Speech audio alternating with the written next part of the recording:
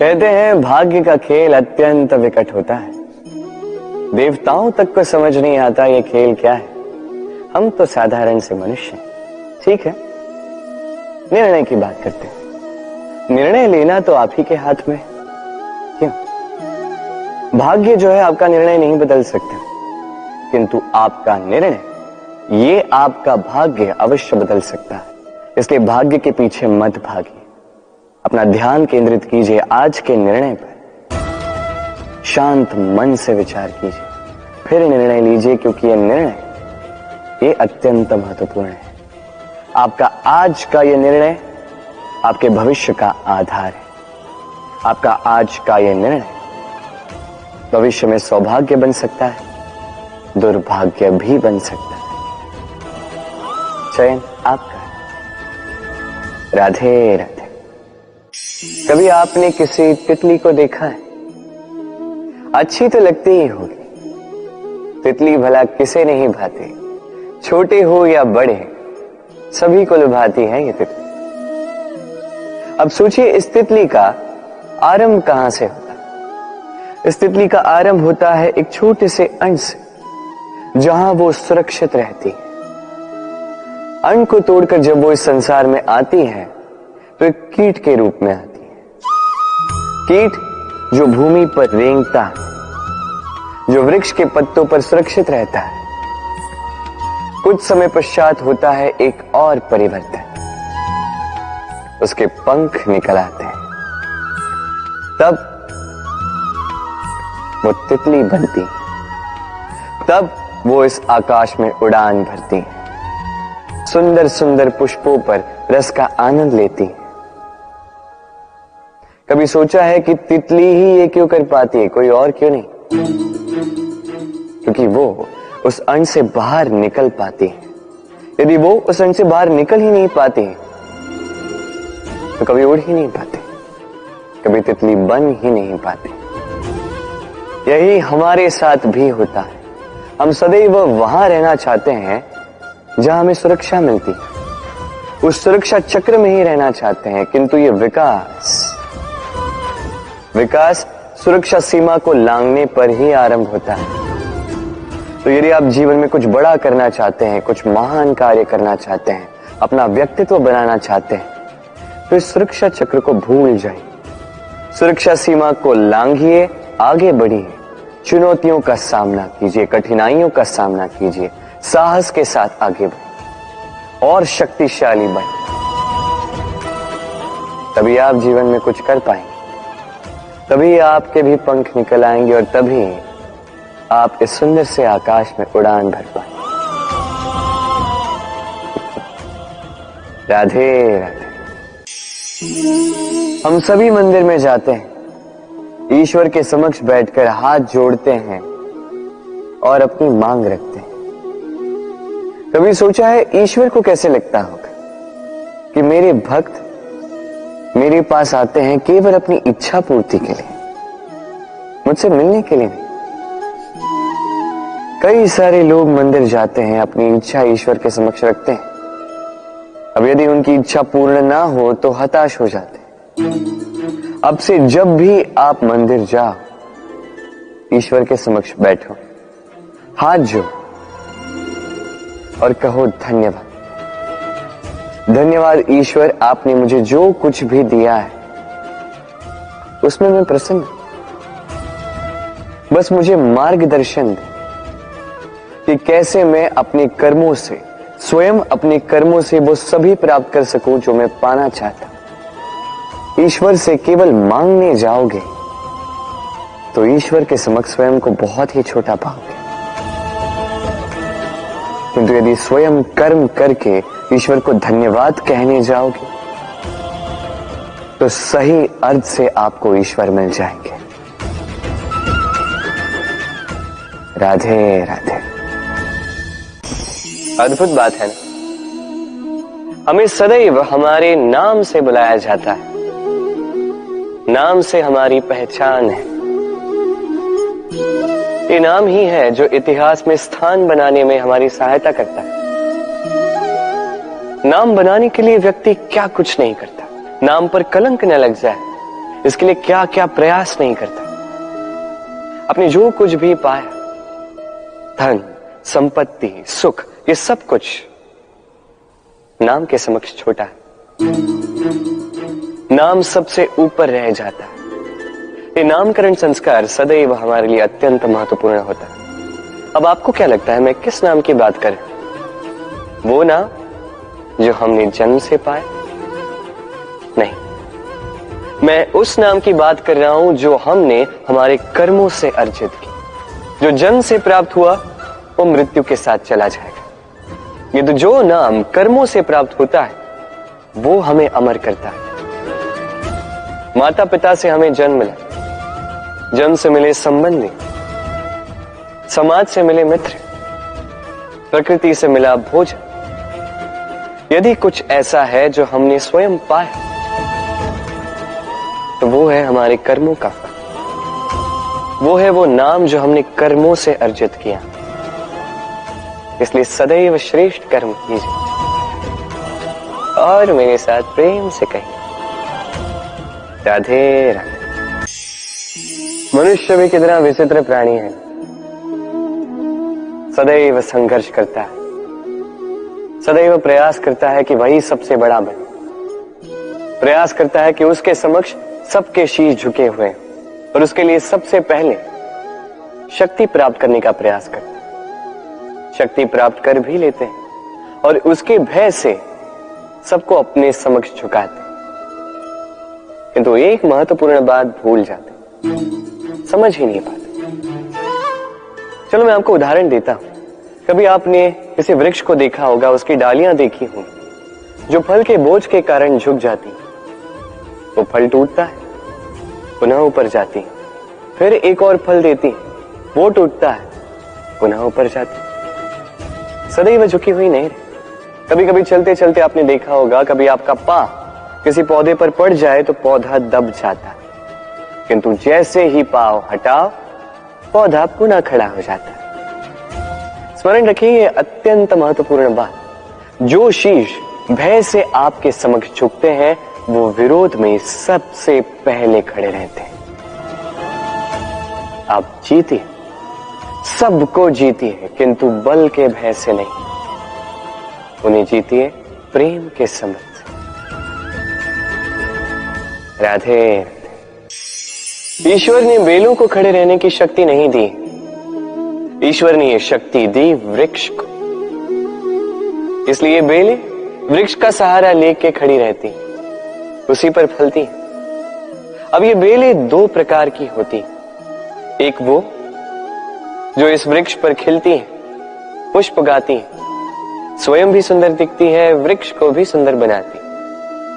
दूसरी वो जो वृक्ष को पूर्णतः सुखा देती, उसकी प्राण शक्ति उससे सोख लेती और अंत में स्वयं भी मुरझा जाती। स्मरण रखिए, यदि कोई व्यक्ति सदैव आपके साथ खड़ा रहा, सदैव आपका संबल बनकर रहा, सदैव उसने आपकी सहायता की, और यदि आप उसके साथ छल करोगे तो आपका पतन निश्चित है। ऐसा कभी ना करें। सदैव ऐसे लोगों को प्रेम दे, सम्मान दे और मेरे साथ आनंद से कहें राधे राधे। आइए इस पौधे से मिलिए। मेरे लिए ये पौधा अत्यंत प्रिय है। मैं इस पौधे से बहुत प्रेम करता हूं। अब सोचिए, यदि इसी प्रेम में मैं इसे दिन में 6 बार जल दूं तो क्या इसका विकास और अच्छे से होगा? क्या वो इसके लिए शुभ होगा? कदापि नहीं। इसकी जड़ें गल जाएंगी, इसकी जड़ों में जो जल सोखने की शक्ति है वो समाप्त हो जाएगी। तो आवश्यक क्या है? आवश्यक है कि उचित मात्रा में इसे जल दिया जाए।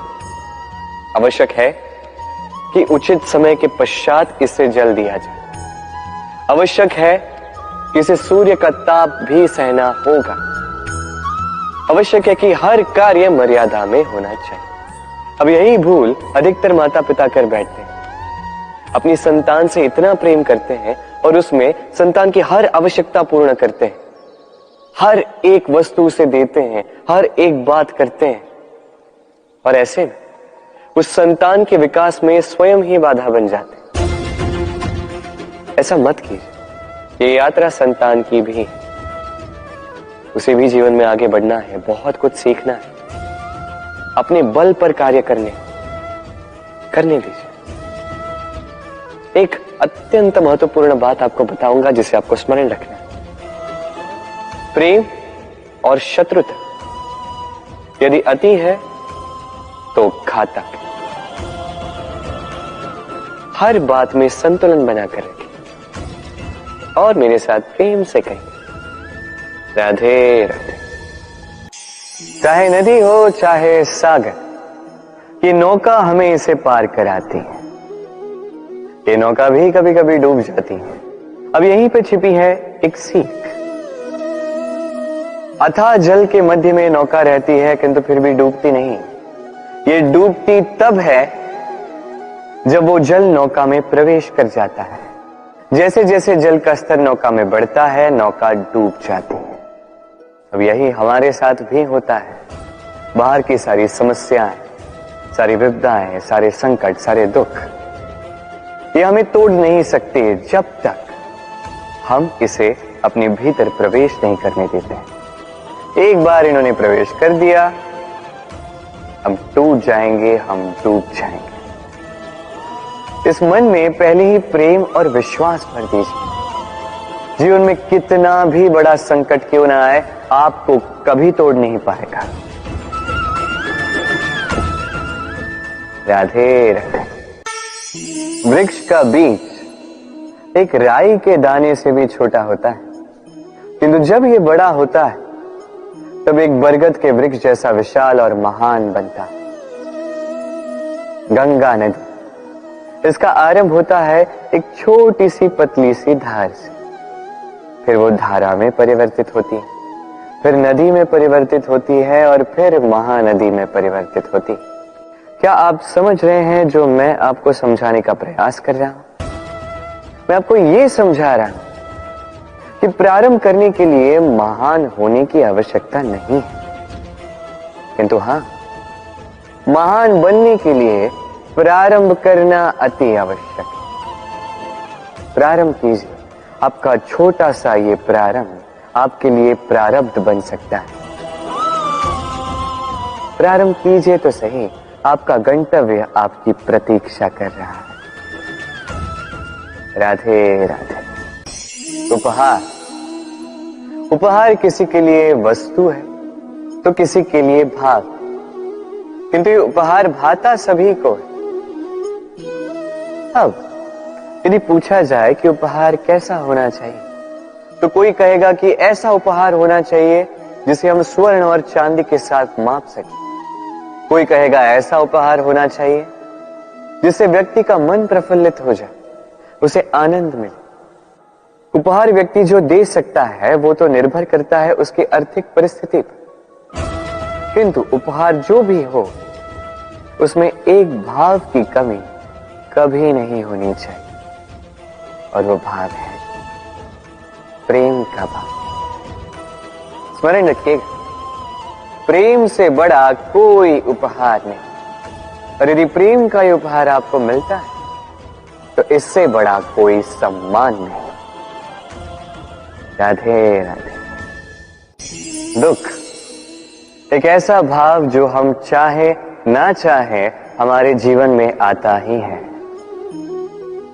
हमारे मन को ठेस पहुंचाता ही है, हमें विचलित कर जाता ही है।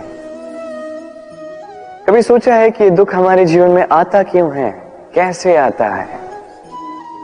यदि आप ध्यान से सोचेंगे तो आप पाएंगे कि इस दुख का संबंध परिस्थिति से अधिक मानसिकता से अधिक आसपास के लोगों से, क्योंकि आसपास के लोग ही हैं जो आपके लिए परिस्थिति बनाते हैं, चाहे अच्छी चाहे बुरी। ये आपके आसपास के लोग ही हैं जो आपकी मानसिकता को प्रभावित करते हैं, या तो उसे अच्छा बनाते हैं या तो उसे बुरा बनाते हैं।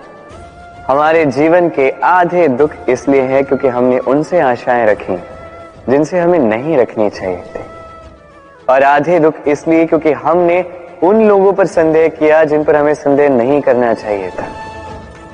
तात्पर्य ये कि व्यक्ति को पहचानने का प्रयास कीजिए। जिस दिन आप ये समझ जाएंगे कि कौन व्यक्ति सज्जन है और कौन दुर्जन, उस दिन ये दुख आपके जीवन से चल के कहीं दूर चला जाएगा। राधे राधे। कुछ समय पूर्व हमने बात की कि हमें अपने विवेक को जगाकर सज्जनों को और दुर्जनों को पहचानना सीखना होगा। किंतु कैसे पहचान? क्या गुण होते हैं? क्या सज्जन वो जो आस्तिक होते हैं, जो ईश्वर को मानते हैं, जो उनसे भयभीत होते हैं, या दुर्जन वो जो ईश्वर को नहीं मानते, उनसे भयभीत नहीं होते, केवल अपना काम करते हैं? आपको बता दूं कि सज्जन ना तो आस्तिक होते हैं ना ही नास्तिक, वो वास्तविक होते हैं। तो इस वास्तविकता को पहचान और जीवन में केवल और केवल आनंद पाए। आइए मेरे साथ प्रेम से कहें, राधे राधे। त्योहार, उत्सव पर हमारे जीवन में उल्लास भर देते हैं। अब दिवाली का त्योहार आया। कभी आपने सोचा कि ये सारे पर्व, जैसे ये सब पूर्णिमा के दिवस पर आते हैं, जब चंद्रमा आकाश में पूर्णतः सज्ज होता है। तो दिवाली का ये शुभ त्योहार ये आता है अमावस्या के दिवस पर। अमावस्या जिसे हम अशुभ मानते हैं। कभी सोचा है कि क्यों श्री राम ने अमावस्या का दिवस ही चुना होगा अयोध्या पुनः लौटने के लिए? एक दिवस पश्चात या एक दिवस पूर्व भी तो आ सकते थे, क्योंकि वो इस संसार को एक संदेश देना चाहते थे कि मुहूर्त नहीं, कर्म बड़ा। यदि आपके कर्म बड़े हों, शुभ हों, तो अमावस्या की ये रात्रि ये भी दीपों से सज कर दिन बन सकती है। तो मुहूर्त विचारे ना विचारे, चयन आपका है, किंतु अपने कर्म विचारे, ये मेरी मंत्रणा है। राधे राधे। इस वस्त्र को देख रहे हैं आप? इसकी बुनाई, इसकी कढ़ाई, इसकी सज्जा कितनी सुंदर लग रही है, कितना स्वच्छ, कितना सुलझा हुआ है। अब इसे हम तनिक भीतर से देखते हैं।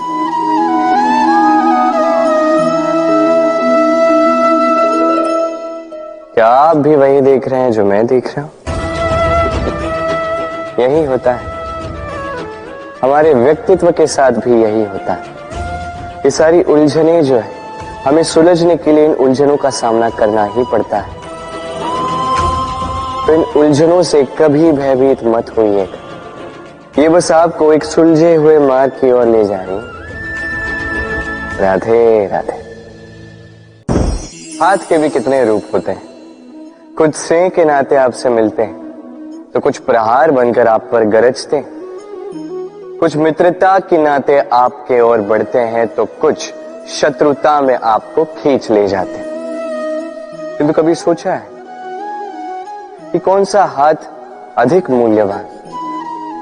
जब आप सफल होते हैं, जब आप शुभ कर्म करते हैं, तब कुछ हाथ आपके लिए तालियां बजाते हैं, और कुछ हाथ ऐसे होते हैं जो आपके कंधे पर रखे जाते हैं जब आप जीवन में सबसे अधिक असफल होते हैं, जब आप टूट जाते हैं।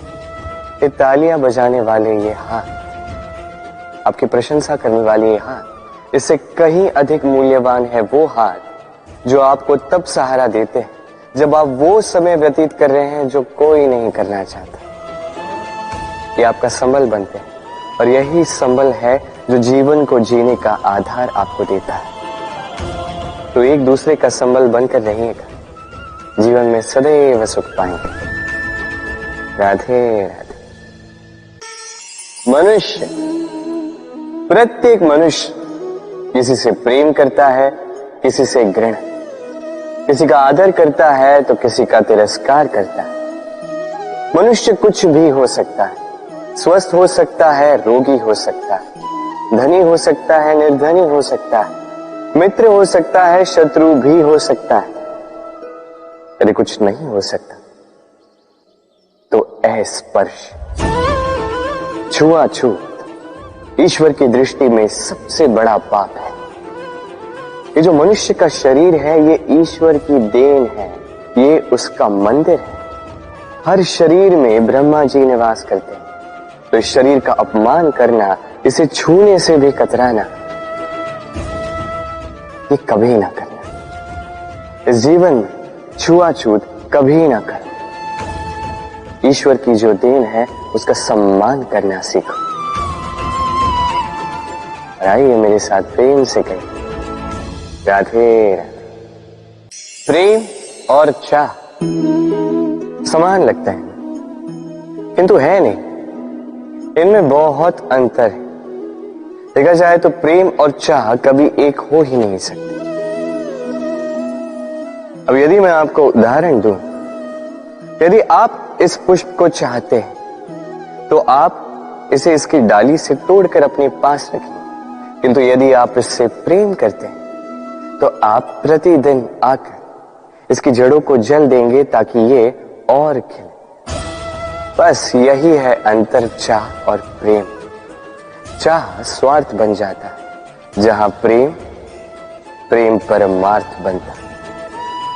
तो चाह नहीं, प्रेम कीजिए, जीवन धन्य हो जाए। राधे राधे। कभी किसी बालक को देखा है? कितना कुछ घटित होता है उसके जीवन, बालपन से लेके बड़े होने तक असंख्य अनुभवों को अनुभव करता है। कभी गिरता है, कभी चोट खाता है, कभी सीखता है, कभी पीड़ा सहता है, तो कभी आनंद के क्षण जीता है। किंतु स्मरण रखता है तो केवल आनंद के क्षण।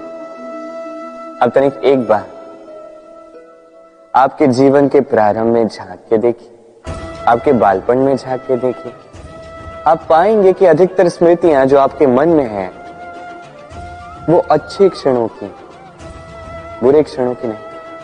इसीलिए ये बालपन, ये सुखी होता है, ये निश्चिंत होता है।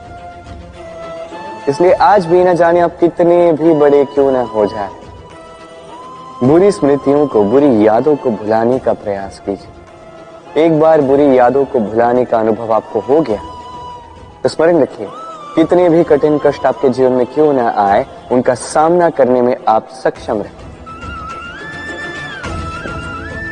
राधे राधे। यदि मैं आपसे पूछूं कि इस संसार में सबसे महत्वपूर्ण तत्व कौन सा है, तो आप कहेंगे जल। और बिल्कुल ठीक है, किंतु किस कारण से? इसलिए कि वो हमें जीवन देता है, इसलिए कि वो हमारी प्यास बुझाता है, या इसलिए कि हमारे दैनिक कार्यों से लेकर मरने तक हमारे काम आता है, हर कार्य में हमारी सहायता करता है? नहीं, इसके पीछे एक भाव है जल की प्रकृति।